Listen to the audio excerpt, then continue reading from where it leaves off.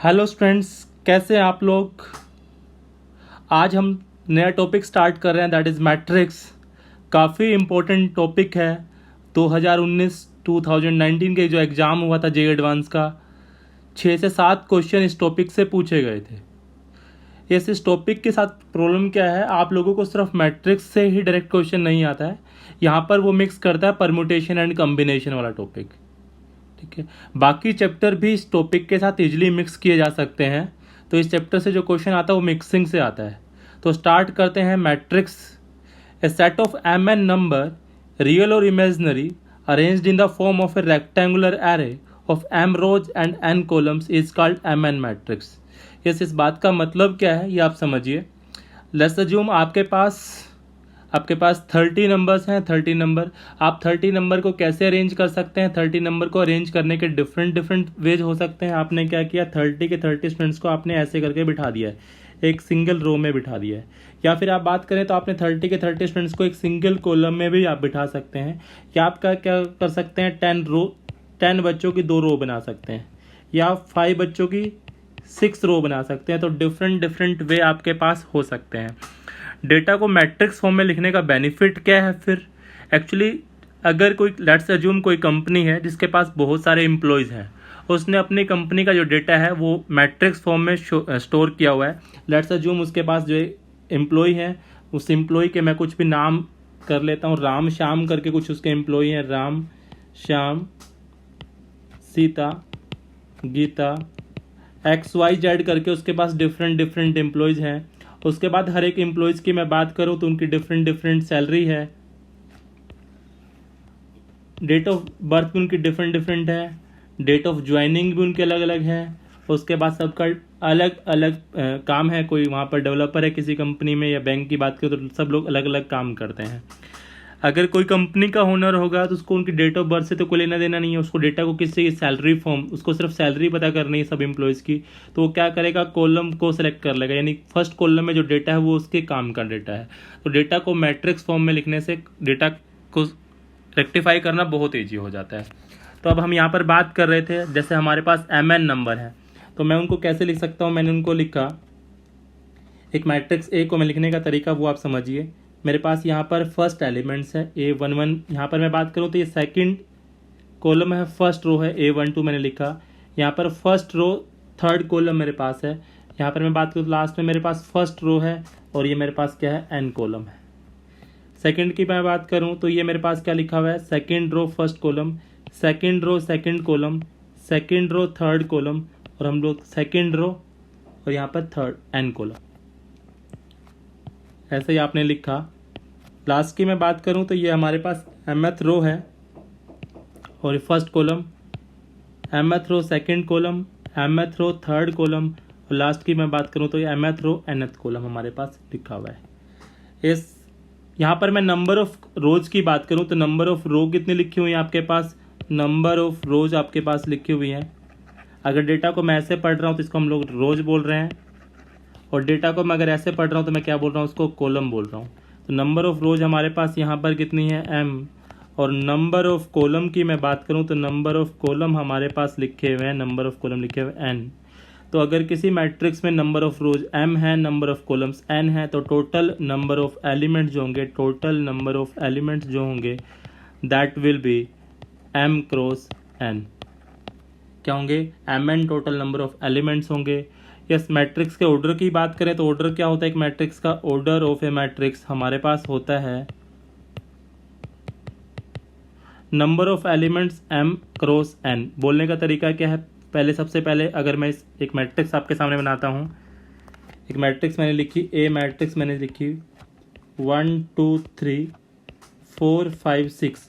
अगर कोई आपसे इसके ऑर्डर की बात करे, किसकी बात करे, ऑर्डर की बात करे, तो यहाँ पर कितनी रो लिखी हुई है, रो लिखी हुई है 2, कॉलम कितने लिखे हुए हैं 3। तो हमारे पास इस मैट्रिक्स का ऑर्डर आ गया है 2 क्रॉस 3। अब मैं इसके कॉलम की बात करूँ, सॉरी इसके नंबर ऑफ एलिमेंट्स की बात करूँ तो 2 क्रॉस 3 कितने एलिमेंट्स आ जाएंगे, 6 एलिमेंट्स आ जाएंगे। लेट्स अज्यूम मेरे पास एक मैट्रिक्स लिखी हुई है 3x3 की मैट्रिक्स, तो मैं कैसे लिखूँगा, A11 A12 A13 A21 A22 and A23, ये लिखा हुआ A31, ये लिखा हुआ A33। अगर इसको मैं कॉम्पैक्ट फॉर्म में लिखना चाहता हूँ तो मैं इसको लिखूँगा AIJ 3x3। I और J रिस्पेक्टिव पोजीशन को शो करता है, I और J रिस्पेक्टिव पोजीशन को शो करता है। I किसको डिनोट करता है? I रोएथ पोजीशन को सिलेक्ट करता है और J कॉलम की पोजीशन को डिनोट करता है।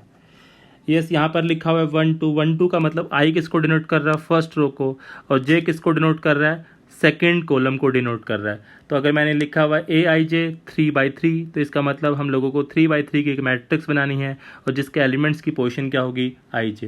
यस, एक मैट्रिक्स में लिखना चाहूँ तो मैं इसको भी लिख सकता हूँ sin x cos x minus sine x और tan x।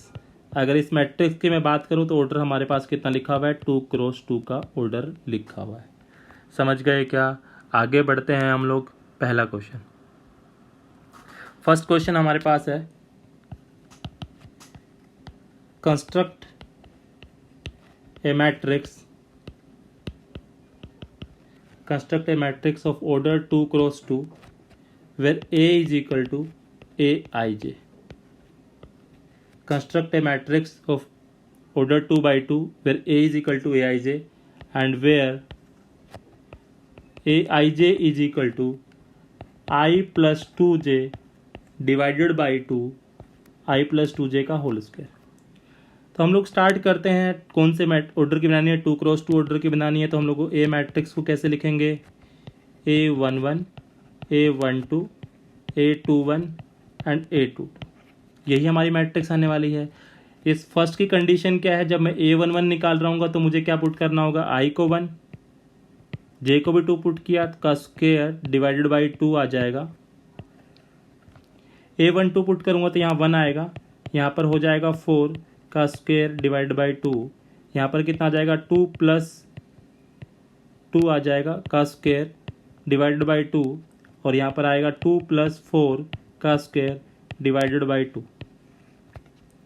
ये हमारे पास आ गया 3 का स्क्वायर 9/2 आ गया, 25/2 आ गया। यहाँ से यहाँ पर हमारे पास 16/2 यानी 8 आ गया।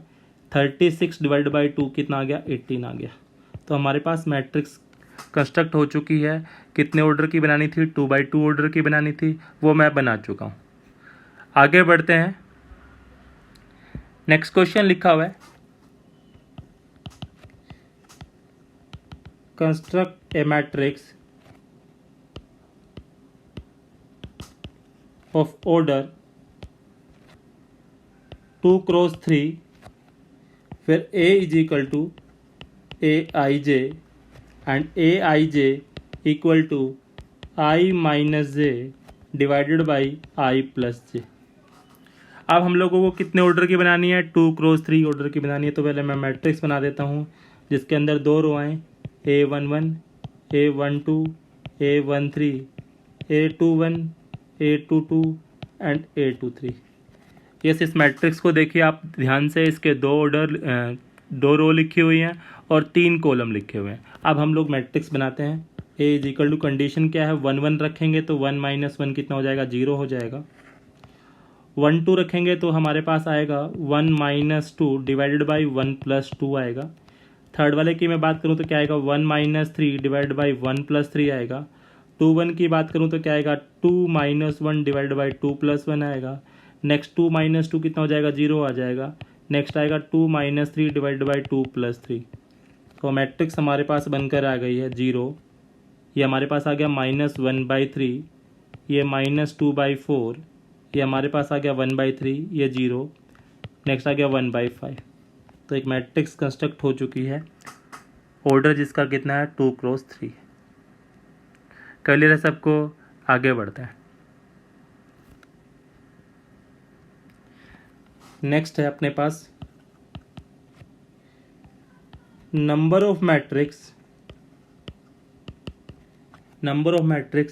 Having 12 elements each. आपसे पूछा गया है एक मैट्रिक्स है जिसके अंदर टोटल 12 एलिमेंट्स हैं। तो आपसे पूछा जा रहा है कि कितनी मैट्रिक्स आप बना सकते हैं। अगर आपके पास 12 एलिमेंट्स हैं तो आप क्या कर सकते हैं? 12 को एक रो में बिठा दिया, तो 12 × 1 कर सकते हैं कि आप 12 बच्चों को एक ही लाइन में बिठा दें, या आप बच्चों को एक ही कॉलम में बिठा दें, 1 × 12 कर सकते हैं क्या, या 3 × 4 कर सकते हैं क्या आप, या 4 × 3 की 3 बच्चों की 4 रो बना दी, 4 बच्चों की 3 रो बना दी, या तो आप ऐसा कर सकते हैं, या 6 × 2 कर सकते हैं, या 2 × 6 कर सकते हैं। 2 बच्चों के 6 आपने रो बना दी, या 6 बच्चों के 2 कॉलम आपने बना दिए। यस, आप एक तरह से पीएनसी प्रॉब्लम समझें कि आपके पास टोटल 12 बच्चे हैं, 12 स्टूडेंट्स हैं, आप उनको कितने तरीके से अरेंज कर सकते हैं। तो हम लोग कैसे अरेंज कर सकते हैं, 12 × 1 के तरीके से, 1 × 12, 3 × 4, 4 × 3, 6 × 2 एंड 2 × 6। यस, और कोई फैक्टर पॉसिबल है क्या, नहीं है पॉसिबल। तो हमारे पास 1 2 3 4 5 6, तो टोटल नंबर ऑफ मैट्रिक्स हम लोग कितनी बना सकते हैं, 6 मैट्रिक्स हम लोग बना सकते हैं। क्लियर है क्या सबको, आगे बढ़ते हैं। नेक्स्ट है टाइप्स ऑफ मैट्रिक्स। नेक्स्ट क्या हमारे पास, types of matrix. Different types होती है मैट्रिक्स की। सबसे पहले मैं पढ़ रहा हूँ रो मैट्रिक्स। कौन सी बात मैट्रिक्स की बात कर रहे हैं हम लोग, रो मैट्रिक्स की बात कर रहे हैं। तो रो मैट्रिक्स की मैं बात करूँ तो मैट्रिक्स, ए मैट्रिक्स, यस नाम ही सब कुछ सजेस्ट कर रहा है, ए मैट्रिक्स हैविंग ओनली रो। एक ऐसी मैट्रिक्स जिसके अंदर सिर्फ एक रो होती है, ओनली हैविंग 1 रो। तो हम लोग कैसे लिख सकते हैं इसको, 1 2 3 लिख सकते हैं क्या, एक ही रो है क्या इसके अंदर। जैसे इसको ऑर्डर की बात करूं तो क्या लिखा हुआ है, 1 × 3 का इसका ऑर्डर लिखा हुआ है क्या। एक ऐसी मैट्रिक्स जिसके अंदर सिर्फ एक रो होती है उसको बोलते हैं रो मैट्रिक्स। आगे बात करते हैं सेकंड, किसकी बात करते हैं, कॉलम मैट्रिक्स की। Column matrix, a matrix having, yes, a matrix having only 1 column।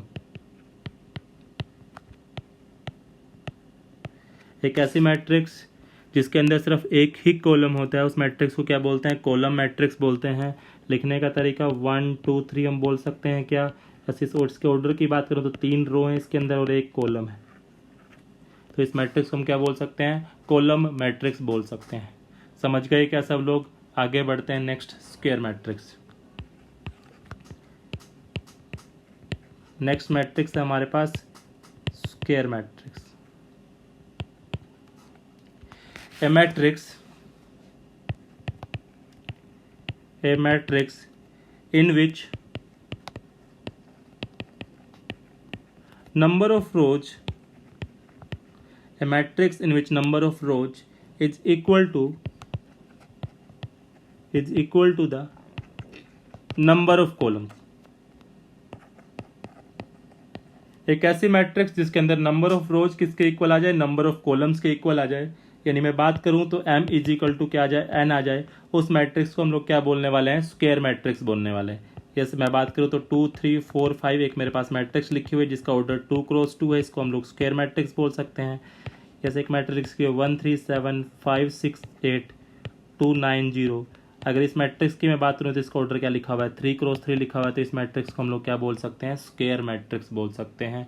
Yes, मैं मैट्रिक्स की 3 टाइप आपको बता चुका हूँ, rows matrix, square matrix and columns matrix. समझ गए क्या, आगे बढ़ते हैं। यह सब मैं किसकी बात कर रहा हूँ, स्क्वायर मैट्रिक्स की बात कर रहा हूँ। जैसे मैंने लिखा, एक मैट्रिक्स लिखी A, ये मेरे पास 1 1, ये 1 2, ये 1 3, ये 2 1, ये 2 2, ये 2 3, ये हमारे पास 3 1, ये लिखा हुआ 3 2 और ये लिखा हुआ A 3 3। इस मैट्रिक्स की मैं बात करूं तो जो हमारे पास the elements Aij where I = J। एक Aij अगर हमारे पास m × n की एक मैट्रिक्स गिवन है और वो स्क्वायर मैट्रिक्स है, m = n तो होना ही चाहिए, m = n तो होना ही चाहिए, स्क्वायर मैट्रिक्स की कंडीशन है। अगर मैं जहाँ पर I और J इक्वल होते हैं वो कौन सी पोजीशन होती है, ये वाली पोजीशन होती है। जहाँ पर i और j इक्वल होते हैं उस पोजीशन पर जो एलिमेंट्स आते हैं, यानी A11 पोजीशन पर जो एलिमेंट्स आएगा, A22 पर जो एलिमेंट्स आएगा, A33 पर जो एलिमेंट्स आएगा, लास्ट की मैं बात करूँ तो AN पर जो एलिमेंट्स आएगा उसको हम लोग बोलते हैं डायगोनल्स एलिमेंट्स। क्या बोलते हैं उसको? डायगोनल्स एलिमेंट्स बोलते हैं।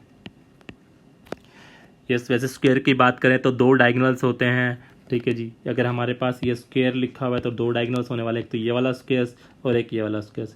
इसको हम लोग बोलते हैं प्रिंसिपल डायगोनल। इसको क्या बोलते हैं हम लोग? Principal diagonal. और इसको हम लोग बोलते हैं ऑफ डायगोनल।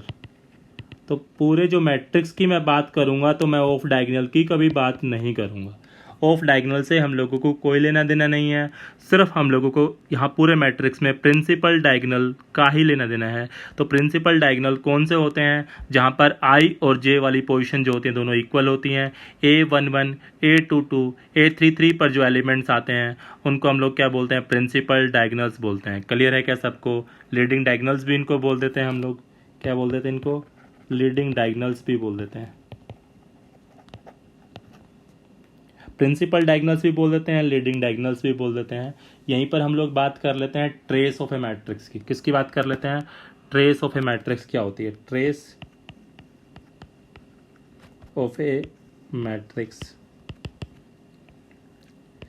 लिखने का तरीका है, इसको TR ऑफ ए लिखा मिलेगा। तो ट्रेस ऑफ ए मैट्रिक्स की बात करते हैं। इन sum of diagonals elements, sum of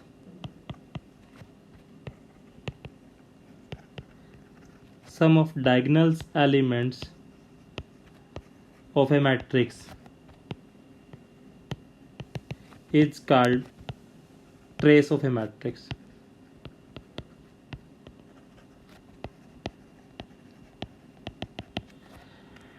diagonals elements के सम को हम लोग क्या बोलते हैं? ट्रेस ऑफ ए मैट्रिक्स बोलते हैं। यानी मेरे पास अगर एक मैट्रिक्स ए लिखी हुई है तो मैं इसको कैसे लिखूंगा? अगर 3x3 ऑर्डर की है तो A11, A12, A13, ये लिखा हुआ है A21, A22 और ये लिखा हुआ है A23, ये लिखा हुआ है A31, A32, A33 लिखा हुआ है।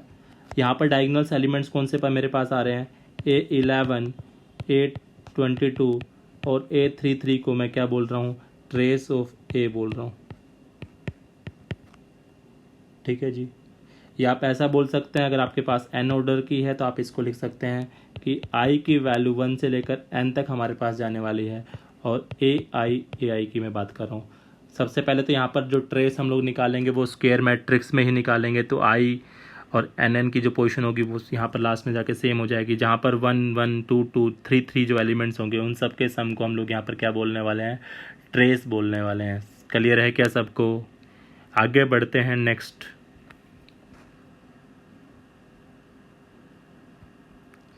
नेक्स्ट मैं बात करता हूँ determinants of A square matrix.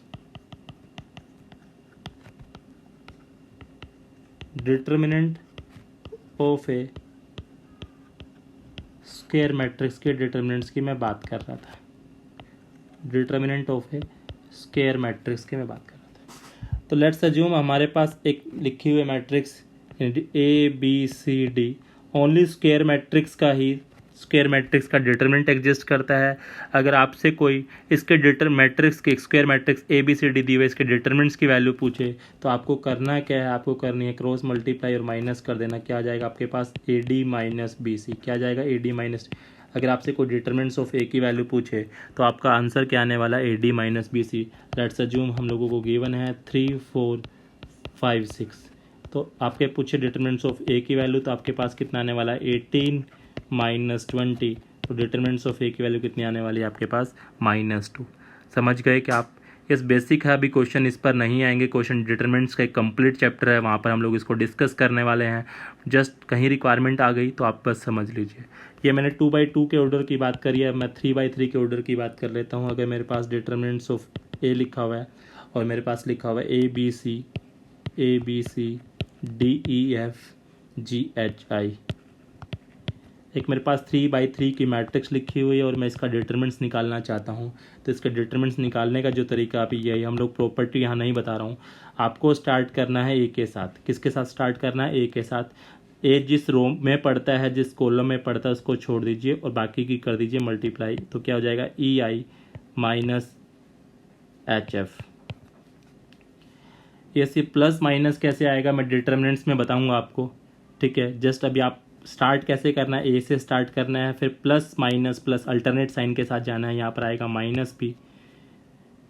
ये मैं डिटर्मिनेंट्स में आपको बताऊंगा कैसे आता है। बी से छोड़ दीजिए, ये वाला छोड़ दीजिए, कितना आने वाला है D I minus F G.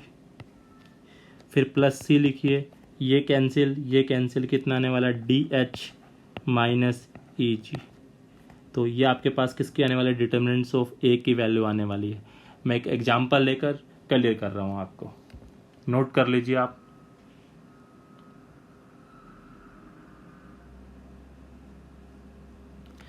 Yes, let's assume हमारे पास एक एग्जांपल डिटर्मिनेंट्स ऑफ इसकी वैल्यू निकालनी है, डिटर्मिनेंट्स ऑफ 1 2 3 4 5। करते हैं इसको एक्सपेंड। तो क्या करेंगे, डिटर्मिनेंट्स ऑफ ए की वैल्यू निकालना चाह रहा हूँ। तो सबसे पहले लिखा 1 जिस रो में पड़ता है, जिस कॉलम में पड़ता है उसको छोड़ दीजिए। तो मेरे पास आया 5 6 5 4। माइनस से स्टार्ट कीजिए 2, ये कैंसिल, जो बचा वो लिख दीजिए 4 6 3 4 प्लस 3 लिखिए, ये कैंसिल 4 5 3 5 हमारे पास बच गया है। करना स्टार्ट कीजिए 20 माइनस 30 माइनस 2 बाहर, यहाँ पे 16 माइनस 18 प्लस 3 20 माइनस 15। यहाँ पर मैं बात करूँ तो ये -10 हमारे पास आ रहा है, -2, ये -2 आ गया हमारे पास, प्लस 3 ये हमारे पास आ गया 5। इसकी मैं बात करूँ तो -10 लिखा हुआ है, +4 लिखा हुआ है, +15 लिखा हुआ है। तो 19 माइनस 10 कितना आ जाएगा, 9 आ जाएगा। समझ गए क्या आप? क्लियर है? तो हम लोग अभी एक्सपेंड सिर्फ इसी तरीके से करेंगे, बाद में डिफरेंट इसको प्रॉपर्टीज़ होती हैं, वो मैं नेक्स्ट टॉपिक डिटरमिनेंट्स में डिस्कस करने वाले हैं। अब आगे बात करते हैं singular and non singular matrix. Different types चल रही हैं, मैं यहाँ पर बता रहा हूँ। सिंगुलर मैट्रिक्स, अब हम लोग पढ़ रहे हैं singular matrix and non singular matrix.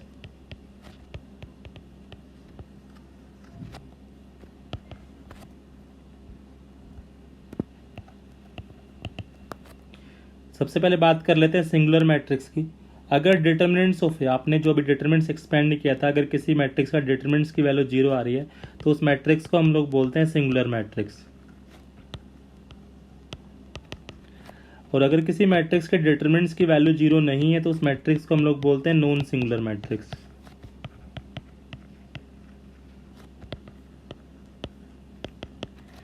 Let's assume जैसे हमारे पास लिखा हुआ है 1 3 1 3। अब हम लोग क्या करेंगे, अगर इसको एक्सपेंड करूं तो मेरे पास कितना आने वाला, 3 माइनस 3 कितना आने वाला, 0। तो डिटर्मिनेंट्स ऑफ ए की वैल्यू हमारे पास 0 आ गई, तो इस मैट्रिक्स को हम लोग बोलते हैं सिंगुलर मैट्रिक्स। तो एक ऐसी मैट्रिक्स अगर उसके डिटर्मिनेंट्स की वैल्यू 0 आ जाए तो मैट्रिक्स हो जाएगी सिंगुलर मैट्रिक्स, और अगर डिटर्मिनेंट्स की वैल्यू 0 नहीं आती है तो मैट्रिक्स कैसी हो जाएगी, नॉन सिंगुलर मैट्रिक्स हो जाएगी। क्लियर है सबको? नोट कर लीजिए, आगे बढ़ते हैं।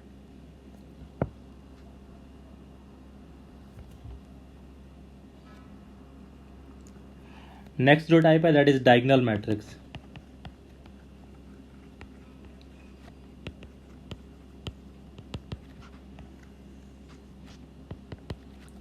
डायगोनल मैट्रिक्स की बात करते हैं तो सबसे पहले तो स्क्वायर मैट्रिक्स होनी चाहिए। ए स्क्वायर मैट्रिक्स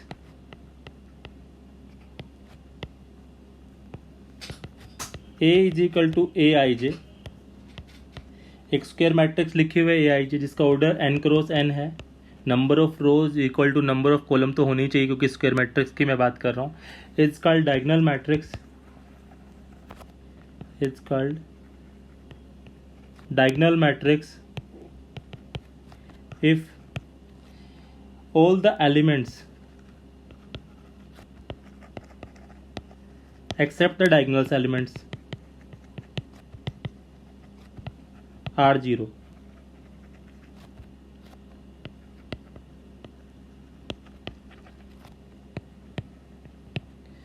यानी a I j is equal to 0 आना चाहिए, but i should not equal to j होना चाहिए। जैसे मैं बात करूं तो एक मैट्रिक्स मैंने लिखनी है जिसके सिर्फ डायगोनल्स पर ही एलिमेंट्स आएंगे, बाकी सब क्या आने वाले हैं, 0 आने वाले हैं। तो आपके पास इस मैट्रिक्स को हम लोग क्या बोलने वाले हैं, डायगोनल्स मैट्रिक्स बोलने वाले हैं। लिखने का तरीका इसका एक और हो सकता है, इसको हम लोग लिख देते हैं DIG 1 2 3। अगर आपको लिखा मिल जाए DIG 1 2 3, इसका मतलब डायगोनल्स पर ही 1 2 3 आने वाले हैं, बाकी सारे एलिमेंट्स क्या आने वाले हैं आपके पास, 0 आने वाले हैं। क्लियर है सबको? नोट कर लीजिए, आगे बढ़ते हैं। नेक्स्ट क्वेश्चन गिवन है, minimum number of zero in a diagonal matrix.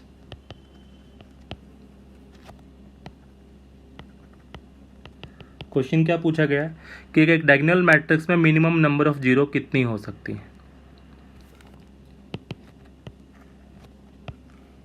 यहाँ पर हम लोग एक मैट्रिक्स ले रहे हैं, ऑर्डर n क्रॉस n की मैट्रिक्स हमारे पास है। किसकी मैट्रिक्स है? n क्रॉस n ऑर्डर की मैट्रिक्स है। तो टोटल जो एलिमेंट्स इस मैट्रिक्स में आने वाले हैं कितने आने वाले हैं? n स्क्वायर एलिमेंट्स आने वाले हैं। डायगोनल्स एलिमेंट्स पर हम लोग क्या कर सकते हैं, ये अगर हमारे पास लिखा हो 1 2 0 0 0 0, अगर कोई आपसे पूछे डायगोनल मैट्रिक्स है क्या, हाँ बिल्कुल डायगोनल मैट्रिक्स है, क्योंकि इसके बाकी सारे एलिमेंट जीरो हैं। जीरो भी तो एक एलिमेंट है, 1 2 0, इसको हम लोग डायगोनल्स मैट्रिक्स बोल सकते हैं। तो यहाँ पर पूछा कि मिनिमम नंबर ऑफ जीरो, कितने जीरो तो होंगे ही होंगे। तो n स्क्वायर वाले एलिमेंट्स तो सारे जीरो होने ही होने पड़ेंगे। बाकी यहाँ पर जो पोजीशन है डायगोनल्स वाली पोजीशन है, प्रिंसिपल डायगोनल वाली पोजीशन को आप छोड़ दीजिए, बाकी जो एलिमेंट्स हैं वो तो सब जीरो होने ही पड़ेंगे, ये वाले जीरो नहीं हो सकते। तो n स्क्वायर माइनस, यहाँ पर इस पोजीशन पर कितने एलिमेंट्स आने वाले हैं? n एलिमेंट्स आने वाले हैं। तो n स्क्वायर माइनस n आपको क्या आ जाएगा? आंसर आ जाएगा। आगे बढ़ते हैं। नेक्स्ट जो टाइप है that is scalar matrix.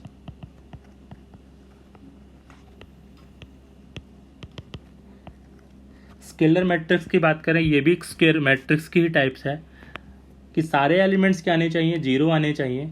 All the elements AIJ की जो हम लोग पोजीशन बात कर रहे हैं, AIJ की जो पोजीशन हम लोग बात कर रहे हैं, all the elements should be zero, but क्या नहीं होना चाहिए? I is not equal to J, I is not equal to J नहीं होना चाहिए। और जहाँ पर I आया वहाँ पर क्या आना चाहिए? कोई कांस्टेंट आना चाहिए। For all I and C not equal to 0। लिखता क्या हूँ समझना आप। अगर लिखा हुआ है 2 2 0 0, फर्स्ट ऑफ ऑल तो वही डायगोनल्स मैट्रिक्स वाली टाइप है कि सारे एलिमेंट्स जीरो होने चाहिए, किसको छोड़कर? सारे एलिमेंट्स जीरो होने चाहिए, किसको छोड़कर? डायगोनल्स को छोड़कर। और डायगोनल्स पर जो एलिमेंट्स आएगा वो क्या होना चाहिए? सेम होना चाहिए, C कांस्टेंट होना चाहिए। ये 2x2 ऑर्डर की थी, मैं अब 3x3 ऑर्डर की लिख रहा हूँ। इस मैट्रिक्स का आप देख पा रहे हैं ऑर्डर क्या है? 3x3 है। सारे एलिमेंट जीरो हैं, किसको छोड़कर? डायगोनल्स को छोड़कर। और डायगोनल्स पर एक कांस्टेंट नंबर 3 हमारे पास आ गया है। यस, इसका एक एग्जांपल और लिख सकता हूँ, 1 - 2 आइटा 1 - 2 आइटा 1 - 2 आइटा। ये भी हमारे पास कैसी मैट्रिक्स है? स्केलर मैट्रिक्स है। स्केलर मैट्रिक्स में सारे एलिमेंट जीरो होते हैं, किसको छोड़कर? डायगोनल्स को छोड़कर। और डायगोनल्स पर क्या आता है? सेम एलिमेंट्स आता है। क्लियर है सबको? आगे बढ़ते हैं। नेक्स्ट टाइप की बात करते हैं। नेक्स्ट टाइप है आइडेंटिटी मैट्रिक्स।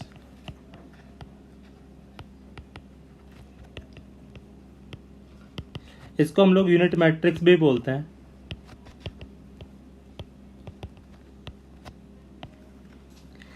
ये भी एक स्क्वायर मैट्रिक्स की टाइप है, जहाँ सारे एलिमेंट्स AIJ पोजीशन पर जो एलिमेंट्स आएंगे वो सारे जीरो होने चाहिए, बट जहाँ पर I और J इक्वल है वहाँ पर क्या आना चाहिए? 1 आना चाहिए। ठीक है, बट यहाँ पर I और J इक्वल नहीं होना चाहिए। जहाँ पर I और J इक्वल है वहाँ पर क्या आना चाहिए? 1 आना चाहिए। यानी A of I equal to 1 for all I।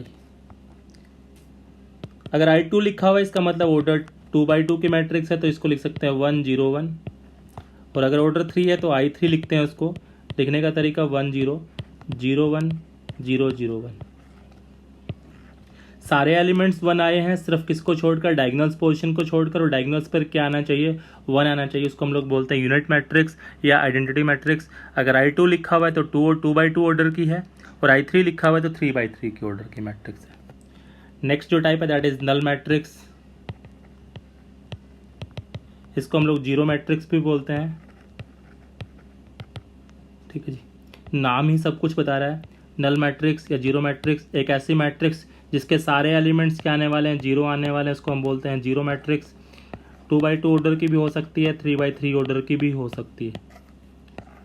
लिखते किससे हैं इसको, कैपिटल ओ अगर आपको लिखा हुआ मिल जाए तो ये किसको डिफाइन करेगा, नल मैट्रिक्स या जीरो मैट्रिक्स को डिफाइन करेगा।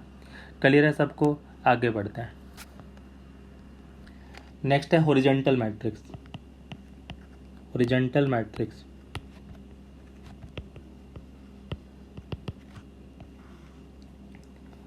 अगर कोई मैट्रिक्स ए आई जे हम लोगों को गिवन है, वो एम क्रॉस एन की मैट्रिक्स है, अगर नंबर ऑफ एम किससे छोटा हो जाए, एन से छोटा हो जाए, तो उस मैट्रिक्स को हम लोग बोलते हैं, अगर number of row is less than, अगर number of rows is less than number of columns, then matrix is called horizontal matrix. तो number of row A11, A12, A13, A21, A22 and A23। अगर इस matrix की मैं बात करूं तो इसके अंदर 2 रो गिवन है और कॉलम कितने गिवन है, 3 गिवन है। तो इस मैट्रिक्स को हम लोग क्या बोलते हैं, हॉरिजॉन्टल मैट्रिक्स बोलते हैं। नेक्स्ट है वर्टिकल मैट्रिक्स, जस्ट ऊपर वाली डेफिनेशन का अपोजिट हो जाएगा। अगर हमारे पास m ग्रेटर देन n है किसी मैट्रिक्स ए आई जे के लिए, तो उस मैट्रिक्स को हम लोग क्या बोलते हैं, वर्टिकल मैट्रिक्स बोलते हैं। इन नंबर ऑफ हमारे पास रो जो है वो ज़्यादा होनी चाहिए नंबर ऑफ कॉलम से, तो A11, A12, A21, A22, A31 and A32। इस मैट्रिक्स की मैं बात करूँ तो इसके अंदर 3 रो लिखी हुई हैं और कॉलम 2 लिखे हुए। तो इस मैट्रिक्स को हम लोग क्या बोलते हैं, वर्टिकल मैट्रिक्स बोलते हैं।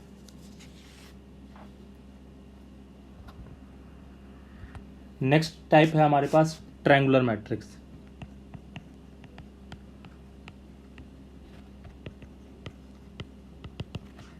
दो टाइप्स की होती है। First one is upper triangular matrix.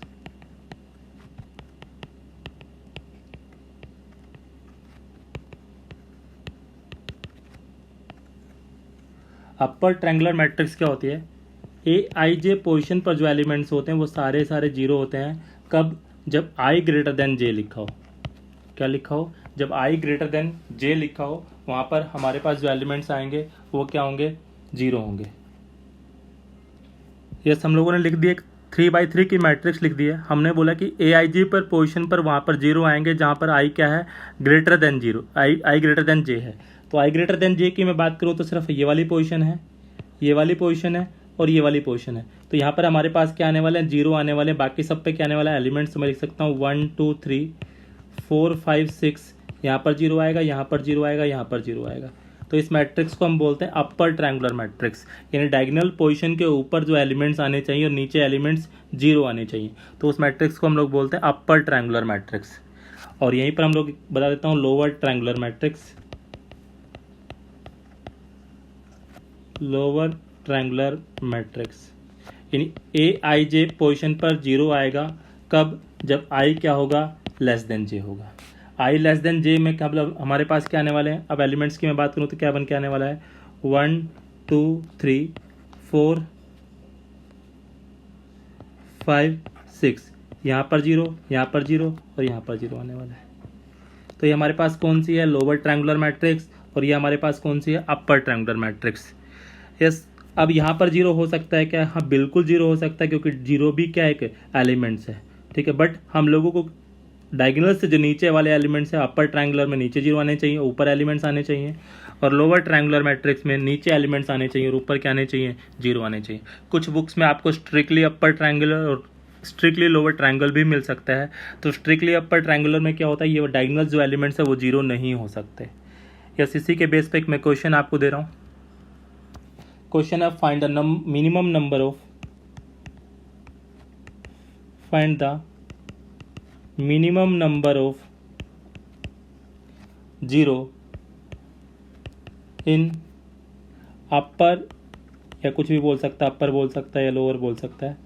Find the minimum number of zero in upper या lower triangular matrix of order n। अगर n ऑर्डर की कोई आपके पास मैट्रिक्स है, अपर ट्रायंगुलर मैट्रिक्स हो सकती है, लोअर ट्रायंगुलर मैट्रिक्स हो सकती है, उसमें पूछा गया number of, minimum number of zero कितने एलिमेंट्स आने वाले हैं। तो टोटल एलिमेंट्स अगर मैं बात करूं तो ये n क्रॉस n ऑर्डर की है, तो टोटल एलिमेंट्स मेरे पास आने वाले हैं यहाँ पर n स्क्वायर, टोटल एलिमेंट्स आने वाले हैं। टोटल अगर n स्क्वायर एलिमेंट्स हैं तो हमारे पास यहाँ पर डायगोनल्स पर कितने एलिमेंट्स आने वाले हैं, डायगोनल्स पर हमारे पास आने वाले हैं n एलिमेंट्स। तो डायगोनल्स पर n एलिमेंट्स अगर हमारे पास आ गए तो टोटल हमारे पास एलिमेंट्स बच गए n स्क्वायर माइनस n। कितने एलिमेंट्स बच गए टोटल एलिमेंट्स हमारे पास n स्क्वायर हैं माइनस n हमने कर दिए, तो हमारे पास ये कौन से बच गए, टोटल डायगोनल्स को छोड़कर टोटल एलिमेंट्स हमारे पास बच गए। तो अगर हमारे पास टोटल, मैं यहाँ पर बात करूँ, अगर 3x3 की मैट्रिक्स है, लेट्स अज्यूम अगर ये 3x3 की मैट्रिक्स है तो टोटल 9 एलिमेंट्स आने वाले हैं। 9 एलिमेंट्स में बात करूँ तो डायगोनल्स पर कितने एलिमेंट्स आने वाले हैं, डायगोनल्स पर 3 एलिमेंट्स आने वाले हैं। तो टोटल एलिमेंट्स कितने बच जाएंगे, 6 एलिमेंट्स बच जाएंगे। अगर 6 एलिमेंट्स बच गए तो 3 ऊपर आएंगे और 3 क्या आएंगे, नीचे आएंगे। तो सिमिलरली यहाँ पर अगर टोटल n स्क्वायर एलिमेंट्स हैं तो n यहाँ पर डायगोनल्स पर आ गए हैं, तो हमारे पास बचे n स्क्वायर माइनस n। तो हमारे पास n स्क्वायर माइनस n/2 ऊपर आने वाले हैं और n स्क्वायर माइनस n/2 नीचे आने वाले हैं। समझ गए क्या? तो अगर n स्क्वायर माइनस n यहाँ पर आएंगे, यहाँ पर हमारे पास एलिमेंट्स आएंगे n स्क्वायर माइनस n/2, यहाँ पर हमारे पास आएंगे n स्क्वायर माइनस n/2। अब हम यहाँ पर बात करूँ तो मिनिमम नंबर ऑफ जीरो, अगर अपर ट्रायंगुलर मैट्रिक्स है तो ऊपर एलिमेंट्स होने चाहिए, ये वाले जीरो हो सकते हैं। तो हमारे पास मिनिमम नंबर ऑफ जीरो कितने आंसर आने वाला है, n स्क्वायर माइनस n/2 आने वाला है। जैसे इसको हम लोग लिख सकते हैं, इसको n इंटू n-1/2 लिख सकते हैं। इसको क्या लिख सकते हैं, nc2 लिख सकते हैं। क्या लिख सकते हैं, इसको nc2 लिख सकते हैं। क्लियर है क्या? अब अगर जैसे 3x3 की मैट्रिक्स थी तो आंसर कितना आता, 3c2 आंसर आता, तो 3 ही आंसर आने वाला था। ये हम एक छोटा एग्जाम्पल लेकर भी मैंने आपको समझा दिया है, अगर आप n से नहीं समझ पाए हैं तो।